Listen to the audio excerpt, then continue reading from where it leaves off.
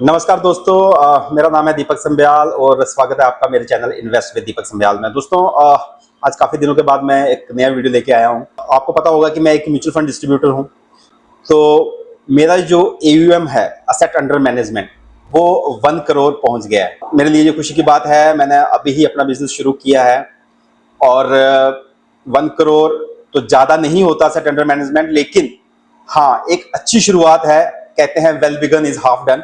जितने भी मेरे इन्वेस्टर्स, मेरे क्लाइंट्स जो मेरे थ्रू इन्वेस्ट कर रहे हैं, जिनको लगता है कि हाँ, दीपक को मार्केट की नॉलेज है और वो सही से हमारे पैसे इन्वेस्ट करवाएगा म्यूचुअल फंड्स की स्कीम में, जो भी हम स्ट्रेटेजी बनाते हैं कि कब हमें डेप्ट में जाना है, कितना हमें इक्विटी में जाना है, कितना हमें हाइब्रिड में जाना है, तो अपने क्लाइंट का एक्सपोजर देखते हुए, उसका रिस्क एपेटाइट देखते हुए कि वो कितना रिस्क ले सकता है, उसके गोल्स क्या हैं। तो जितने भी मेरे इन्वेस्टर्स हैं उनको बहुत बहुत धन्यवाद कि आपने मेरे पे विश्वास जताया। तो दोस्तों, 1 करोड़ पहुंचने के लिए आप लोगों का बहुत बहुत धन्यवाद और आशा है कि हम ऐसे ही आगे बढ़ते रहेंगे और एक वेल्थ क्रिएशन की जर्नी में हम आगे बढ़ेंगे। तो दोस्तों, अभी आगे बढ़ते हैं। इससे अच्छे कि हो क्या रहा है मार्केट में। तो दोस्तों, मार्केट अभी जो है वो बहुत ही खराब दौर से गुजर रही है। ट्रम्प साहब टैरिफ लगाए जा रहे हैं और उनको लगता है कि भाई जैसे कि वो भारत का बहुत कुछ बिगाड़ लेंगे और भारत की इकोनॉमी डाउन हो जाएगी, लेकिन ऐसा हमें नहीं लगता। हाँ, कुछ बातें चल रही हैं जो मैं अभी समझाना चाह रहा हूँ आप लोगों को। तो मार्केट एक अच्छी अपॉर्चुनिटी दे रही है अभी लॉन्ग टर्म इन्वेस्टर्स के लिए। जो शॉर्ट टर्म ट्रेडिंग करते हैं उनके लिए तो अभी हालात खराब हैं, लंका लगी हुई है उनकी। तो लॉन्ग टर्म इन्वेस्टर्स के लिए बहुत अच्छी अपॉर्चुनिटीज मिल रही हैं अभी। तो क्या स्ट्रेटजी रहनी चाहिए? मार्केट, बहुत सारे इन्वेस्टर्स बोल रहे हैं, जब बहुत सारे फंड मैनेजर बोल रहे हैं कि मार्केट अभी महंगी है, तो क्यों बोल रहे हैं उसका मैं आपको रीजन बता देता हूं। चलो, कि मार्केट को वो महंगा किस नजरिए से बोल रहे हैं। मार्केट हालांकि ऊपर से 2000 पॉइंट नीचे है अभी ऑल टाइम हाई से। तो बताता हूं मैं आपको। आप एक सेंसेक्स का हम आप देख सकते हो, प्राइस टू बुक जो है अभी 4.28 है। प्राइस टू बुक देखा जाता है जब मार्केट में बहुत ज्यादा फ्लक्चुएशंस होती हैं, तो पी जो है उसको नहीं देखा जाता वैल्यूएशन के लिए, प्राइस टू बुक देखा जाता है, जो काफी एक स्टेबल फिगर मानी जाती है। तो प्राइस टू बुक अगर हम पिछले 10 साल का देखें, कि प्राइस टू बुक जो है जब 2 के आसपास आता है तो मार्केट बहुत चीप होती है। अगर 2 के आसपास हो तो टूट पड़ो इक्विटी मार्केट पे। और 3 के आसपास जो है वो एवरेज वैल्यूएशन है। अब ये 4.3 चल रहा है या 4.2 चल रहा है, तो अभी ये वैल्यूएशन इसकी महंगी है। किसकी? सेंसेक्स की। तो इस नजरिए से बोला जा रहा है कि इस पे अगर आप सीधा इक्विटी खरीदते हो तो वो आपको महंगी पड़ सकती है, क्योंकि मार्केट जो है 4 से ऊपर जो है वो महंगा ही माना जाता है मार्केट को। अगर आप निफ्टी का देखते हो, ये तो बेस था। अब निफ्टी 50 का अगर हम देखते हैं तो उसकी प्राइस टू बुक 3.35 चल रही है, जो सेंसेक्स से कम है। तो उसका अगर हम चेक करते हैं प्राइस टू बुक पिछले 10 साल का, इसका भी ये मीडियन से थोड़ा नीचे चल रहा है। हाँ, चीप तो नहीं है लेकिन मीडियन से नीचे है। मतलब निफ्टी की वैल्यूएशन ठीक है, सेंसेक्स की वैल्यूएशन ज्यादा है। और जो सेंसेक्स को ट्रैक करते हैं वो बोल रहे हैं कि निफ्टी महंगा है, जो निफ्टी को ट्रैक करते हैं वो बोलते हैं कि हाँ, अपनी एवरेज वैल्यूएशन के पास आ गया है वो। तो दोस्तों, अगर हमारा इक्विटी महंगा है और मार्केट अभी गिर भी रही है और जो रिजल्ट आए हैं वो इतने अच्छे नहीं आए, जो ग्रोथ एक्सपेक्ट कर रहे हैं वो 8-9% की ही ग्रोथ एक्सपेक्ट कर रहे हैं, जो हम पहले 12-15-18% तक भी कोई एक्सपेक्ट कर रहा था। रेवेन्यू ग्रोथ इतनी अच्छी नहीं हुई है, प्रॉफिट ग्रोथ इतनी अच्छी नहीं हुई है निफ्टी 50 की कंपनीज की या निफ्टी 100 की कंपनीज की। तो बात यह है कि अगर रेवेन्यू इतने अच्छे नहीं बढ़े और मार्केट अगर महंगी है अभी, ऊपर से ट्रंप ने जो टैरिफ का वो चला रखा है वो तो चल ही रहा है, तो करना क्या है हमें? तो पहला ये है कि आपको अगर इन्वेस्टमेंट करनी है तो मेरे हिसाब से सबसे बेस्ट रहेगा आप या तो मल्टी कैप में इन्वेस्ट करो, या फिर आप फ्लेक्सी कैप में कर सकते हो। आप उसके ऊपर छोड़ सकते हो अपने फंड मैनेजर्स के ऊपर कि फंड मैनेजर कैसे डील कर रहा है, मार्केट को कैसे समझ रहा है वो। या फिर आप मल्टी एसेट एलोकेशन दे सकते हो, जिसमें इक्विटी, डेब्ट और इसका एक्सपोजर होता है गोल्ड वगैरह का, कमोडिटी का या रियल एस्टेट का। तो उसमें आपकी इनबिल्ट इनहेरेंट हेजिंग हो जाती है आपकी जो इन्वेस्टमेंट में। उसके अलावा आप डेप्ट में इन्वेस्ट कर सकते हो, शॉर्ट टर्म डेप्ट फंड्स में इन्वेस्ट कर सकते हो और वहां से अगर मान लो आपको लॉन्ग टर्म इन्वेस्टिंग करनी है तो शॉर्ट टर्म डेप्ट में इन्वेस्ट कीजिए और वहां से आप एसटीपी कीजिए, सिस्टमेटिकल ट्रांसफर प्लान कीजिए, जो अगले 1 साल में लग रहा है कि मार्केट जो है ज्यादा तोड़फोड़ रिटर्न नहीं देगी, सब फंड मैनेजर ऐसा ही कह रहे हैं। अब बात रही जो स्टॉक इन्वेस्टिंग करते हैं वो क्या करें, तो क्वालिटी स्टॉक्स को लोअर वैल्यूएशन पे खरीदना और अगले 2, 3, 4 या 5 साल का नजरिया बना के रखना एक बेस्ट वे होगा अभी के टाइम पे। अगर आपको लगता है कि कोई स्टॉक ऊपर से स्मॉल और मिड कैप जो अच्छे होते हैं, पेनी स्टॉक्स हैं, उनमें इन्वेस्ट ना करें। आप जो स्टॉक ऊपर से 50-60% गिर गया है, उसकी रेवेन्यू ग्रोथ गिर गई है, जहां उसकी प्रॉफिट नहीं है उसके, और आपको लग रहा है कि वो स्टॉक ऊपर से गिर गया है, तो उनमें ना फंसे। आपको बहुत सारे क्वालिटी स्टॉक्स अभी अच्छी वैल्यूएशन पे मिल रहे हैं। चलो अभी एक बात करते हैं कोई एक क्वालिटी स्टॉक के ऊपर। मैं उस पर आपको अपना नजरिया बताता हूं कि मैं क्या सोच रहा हूं। बाकी आप जो करें अपने फाइनेंशियल एडवाइजर को पूछ के करें, कोई बाय सेल की रिकमेंडेशन नहीं है, जस्ट हम मार्केट को रीड करने की कोशिश कर रहे हैं कि मार्केट क्या बोल रही है। एक स्टॉक है टाटा मोटर्स, सब उसके ऊपर अभी बेरिश हो रखे हैं और स्टॉक भी गिरता ही जा रहा है। अभी ये 641 के लेवल पे चल रहा है। अब मुझे कोई बताए तो मैं इसके पीयर्स खोल देता हूं। ये वीडियो सिर्फ उन लोगों के लिए है जो लॉन्ग टर्म इन्वेस्टर हैं, जो आज से 4-5 साल का सोच रहे हैं कि आज अगर मैं कोई इन्वेस्टमेंट करता हूं तो 4-5 साल में क्या कर सकते हैं। हुंडई का प्राइस टू बुक मल्टीपल 11 चल रहा है, महिंद्रा का प्राइस टू बुक मल्टीपल 5 चल रहा है, और टाटा मोटर्स का प्राइस टू बुक 2 चल रहा है। मतलब अपनी नेटवर्थ से ओनली 2 टाइम्स पे ट्रेड हो रहा है ये।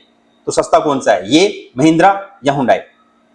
अच्छा, एक चीजें और, ये बात तो हो गई। पी मल्टीपल तो आपको छोड़ ही दीजिए, पी मल्टीपल तो इसका बहुत कम चल रहा है, लेकिन ये कम ही रहेगा, क्योंकि कभी भी जब प्रॉफिट कम होता है तो पी बहुत फ्लक्चुएट होता है। तो बहुत अच्छा पैरामीटर होता है कि आप प्राइस टू बुक से चीजों को देखें। अब चलो इसका चार्ट में देख लेते हैं कि प्राइस टू बुक कैसा रहा है टाटा मोटर्स का। जब ये बहुत कम था, जब ये मतलब इतनी चीप वैल्यूएशन पे चला गया था कि 0.4 0.5 पे आ गया था ये, उसके बाद बढ़ के 7-8 हो गया था। तो 10 साल का जो मीडियन है वो 2 है, अभी ये 2 के आसपास आ गया है। मतलब अपनी एवरेज वैल्यूएशन पे ये स्टॉक आ चुका है। ठीक है, अब आप अगर पिछले 1 साल का देखें तो 1 साल में तो इसका 2.7 था, उससे तो नीचे ही चल रहा है ये। अगर आपका 3 साल का देखें तो 3 साल में भी ये 4 था इसका प्राइस टू बुक, उससे भी बहुत कम चल रहा है।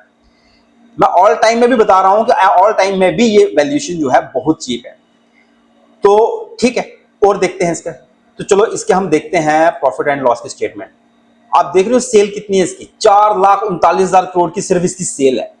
चलो यार, अगर आपको सेल दी हो, आप नेट प्रॉफिट की बात करते हो, 28,000 करोड़ के इसके नेट प्रॉफिट है। किसके? टाटा मोटर्स के, 1 साल के। महिंद्रा के देखते हैं, 14,000 करोड़ के नेट प्रॉफिट है। ये 14,000 के नेट प्रॉफिट के ऊपर मार्केट कैप कितनी ले रखी है इसने मार्केट कैप ले रखी है 4 लाख करोड़ की, और वो 2.5 लाख करोड़ से कम, और इसके प्रॉफिट डबल है। और टाटा मोटर्स, महिंद्रा तो इंडिया में ही है, वो मल्टीनेशनल कंपनी है।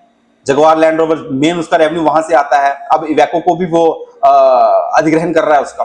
तो कहने का मतलब ये है कि अगर आप लॉन्ग टर्म इन्वेस्टर हो तो ऐसे जो शेयर होते हैं टाटा मोटर्स जैसे, जो मतलब ये अपने अगर सेल टू इनकी वैल्यू देखी जाए, मार्केट कैप टू सेल देखा जाए, तो अभी तो एक पैरामीटर देख ही लेते हैं। अभी इसमें अगर शो कर रहा है market cap to sale, mark 0.60 है। मतलब अपनी जितनी ये सेल करता है ना साल की, उससे आधी वैल्यूएशन पे इसकी मार्केट कैपिटलाइजेशन है। मैं ये नहीं कह रहा कि कल को इसका प्राइस बढ़ जाएगा, लेकिन हाँ, अगर आपका नजरिया 4-5 साल का है तो ये स्टॉक बाउंस बैक होगा, और ये मतलब इसके आपको मतलब मल्टी बैगर भी हो सकता है यहां से ये। पर मल्टी बैगर के लिए जो आपको पेशेंस चाहिए, इसके बुरे टाइम में इसके साथ बने रहने की जो पेशेंस चाहिए, वो सिर्फ लॉन्ग टर्म इन्वेस्टर में ही हो सकती है।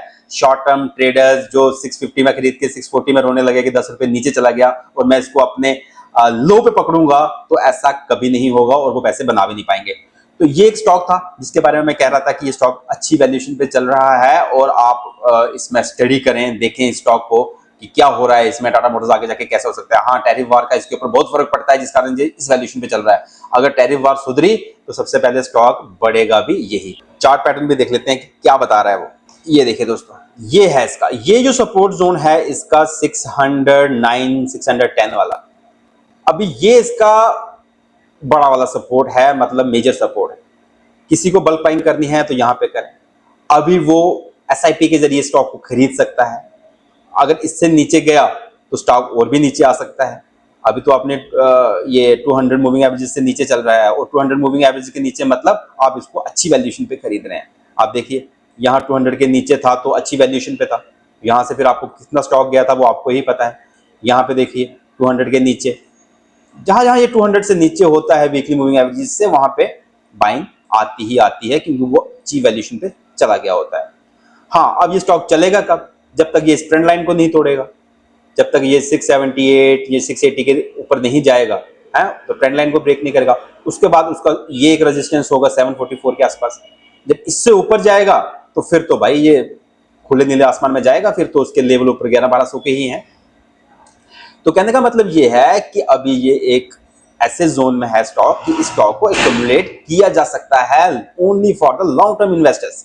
दोस्तों, नॉर्मली जो 28% की जिसकी रिटर्न ऑन इक्विटी होती है ना, वो नॉर्मली कंपनी 9 के प्राइस टू बुक मल्टीपल पे ट्रेड होती है, और ये 2 पे हो रहा है।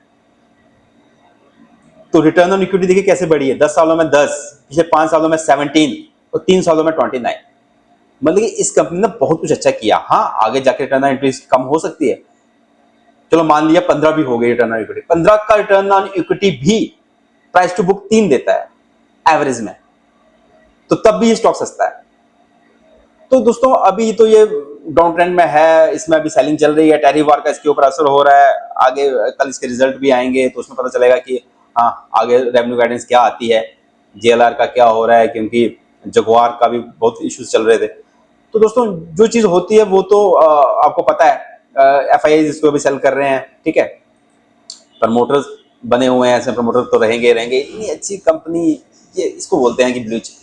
अब एशियन पेंट को आप चाहे जितना मर्जी बोल दो, ब्लू चिप कंपनी है तो है। आज भी ऊपर चल रहा है 2500 के लेवल पे। आप इसका चार्ट निकालते हैं, ये सब ब्लू चिप स्टॉक्स हैं। हाँ, गिरे हैं ऊपर से, प्रॉब्लम्स आए हैं, मार्जिन में इश्यू आए हैं, लेकिन will they bounce back? Yes they will. लेकिन will they take time? Yes they will take time. एक जोन इसका यहां से यहां एक जोन था, अब ये दूसरे जोन पे आ गया, इस जोन को इसने तोड़ दिया। ये लगा लो, या फिर ये इससे, ये तो वन टाइम है, यहां ज्यादा सपोर्ट है। अब दूसरा जोन यहां से यहां वाला, अब ये यहां पे आएगा तो ये तगड़ा रेजिस्टेंस होगा इसका, जब तक इसको नहीं तोड़ेगा। यहां नीचे इसका सपोर्ट लेवल रहेगा, और कभी गिरता है तो यहाँ पे बाइंग होती है। तो आपको देखना, अगर आपको लॉन्ग टर्म के लिए इन्वेस्टर हो तो इनमें लेके बैठे रहो, भूल जाओ। ब्लू चिप स्टॉक की बात हो रही थी, हिंदुस्तान यूनिलीवर, ठीक है, 2021 से उसमें उस पैटर्न में फंसा हुआ है ये। अगर जब ये इस पैटर्न को तोड़ेगा, हालांकि इसने शुरू कर दिया अपवर्ड जर्नी देना, अपने सपोर्ट जोन से अभी ऊपर निकल रहा है, ये इस पैटर्न को तोड़ेगा तो भाई अगले 4-5 साल में आपको बहुत तगड़े रिटर्न देगा ये, मतलब 15, 20, 25% की सीएजीआर से रिटर्न देगा। बहुत सालों से फंसा हुआ है इसमें ये, और ज्यादा नहीं रहेगा ये, मैक्सिमम 1 साल और। जैसे चीजें सुधरी, अपनी कंजम्पशन स्टोरी जैसे ही रिवाइव हुई, तो भाई ये स्टॉक नहीं मिलेंगे इस लेवल पे। फिर अब कोई डिफेंस में बहुत अटके हुए हैं लोग कि नहीं भाई डिफेंस वाले स्टॉक खरीदें कैसे, अब किस वैल्यूएशन पे चल रहे हैं वो। भारत इलेक्ट्रॉनिक्स, हालांकि ये तो इनका भी फेवरेट है। भारत इलेक्ट्रॉनिक्स जो है वो प्राइस टू बुक 14 दे रहा है। मैंने बताया था रिटर्न ऑन इक्विटी 30 है, तो 9 के प्राइस टू बुक पे वो एवरेजली ट्रेड होना चाहिए। अब ऊपर ट्रेड हो रहा है, वो महंगा चल रहा है, ठीक है। जब महंगा होता है, देखो एफआईआई तो इसमें खरीदे, लेकिन डीआई अपना माल बेच देते हैं, वो महंगे में नहीं लेते, ठीक है। तो हाँ, इसने मल्टीबैगर रिटर्न दिए हैं, लेकिन अब वो महंगा हो गया है। अब इस यहां से रिटर्न एक्सपेक्ट करना बुद्धिमानी नहीं होगी। तो आप चार्ट को भी देख लीजिए, इसका पी चार्ट देख लीजिए, कहाँ ये 25, 30, 20, 18 के पी मल्टीपल पे ट्रेड करता था, 50 के पी मल्टीपल। यहाँ पे सस्टेन होना इसके लिए मुश्किल है। मैं ये नहीं कह रहा कि नहीं कर पाएगा, सस्टेन हो सकता है, लेकिन इसकी गिरावट के चांसेस बढ़ जाते हैं और बढ़ने के चांसेस कम हो जाते हैं। अब इसका प्राइस टू बुक भी देख लो, ये डिफेंस सेक्टर की कंपनी है, कहाँ इसका प्राइस टू बुक 3, 4, 5 था, अब उसकी री रेटिंग होके अब 15, 16 पे आ गया है। और क्या 15 से 16 को ये सस्टेन कर पाएगा? ये डाउटफुल हो जाता है। अब इसका प्रॉफिट एंड लॉस देख लेते हैं कितना बड़ा है। अब इस सेल की परसेंटेज देख सकते हैं कि हाँ 14, 15, 16, 17% से बढ़ रही है, लेकिन अब यहाँ आके स्टेगनेंट लग रही है, ठीक है। अब उतनी ग्रोथ नहीं दिखा रहा है ये, तो जितनी इसने ग्रोथ दिखानी थी दिखा दी है। अब मतलब इस वैल्यूएशन पे खरीदना उसको नहीं बनता, जहां फिर आप खरीद के वेट करें। तो दोस्तों ब्लू चिप स्टॉक में इन्वेस्टमेंट करें और उसके पैरामीटर्स देख लें, कौन सा स्टॉक महंगा है, सस्ता है, किस वैल्यूएशन पे मुझे लेना है, आपकी स्ट्रेटजी क्या रहेगी, अगले 4-5 साल का नजरिया बनाए। वही एक पॉसिबल वे है इन्वेस्टमेंट का। अगर आपको इन्वेस्टमेंट करनी है म्यूचुअल फंड्स में, वो ज़्यादा बेटर वे है, स्टॉक में इन्वेस्टमेंट ना करें। और अगर म्यूचुअल फंड में इन्वेस्ट करनी है तो आपको flexi cap, multi cap, multi asset, आप जो स्मॉल कैप या मिड कैप में इन्वेस्ट कर रहे हैं, तो आपका नजरिया कम से कम 5 साल के ऊपर का होना चाहिए। अगर आपका 1-2 साल का नजरिया है तो जहां तो आप डेप्ट में जाएं, या हाइब्रिड में जाएं, जहां फिर मल्टी कैप में जाएं। जो भी करना है अपने फाइनेंशियल एडवाइजर को पूछ के करें। और बहुत बहुत धन्यवाद मेरे क्लाइंट्स का भी जो मेरे थ्रू इन्वेस्टमेंट करते हैं म्यूचुअल फंड्स में। जो लोग मेरे को नहीं जानते, मैं उनको बता दूं कि मेरा नाम दीपक सब्याल है और मेरा ऑफिस सांबा में है। मैं एक म्यूचुअल फंड डिस्ट्रीब्यूटर हूं और ऑल टाइम मैं लॉन्ग टर्म इन्वेस्टर हूं। मार्केट को स्टडी करना मेरा पैशन है। तो जिसको अगर लगे कि कुछ मार्केट के बारे में सीखना चाहता है, he can also contact me. और जो इन्वेस्टमेंट मेरे थ्रू करवाना चाहता है वो भी मुझे कॉन्टैक्ट कर सकता है और मेरे पास आ सकता है। धन्यवाद दोस्तों। मार्केट से डरने की जरूरत नहीं है, लॉन्ग टर्म इन्वेस्टर के लिए अपॉर्चुनिटी है। धीरे धीरे एक्युमुलेट करते रहें और मार्केट से डरे ना। धन्यवाद।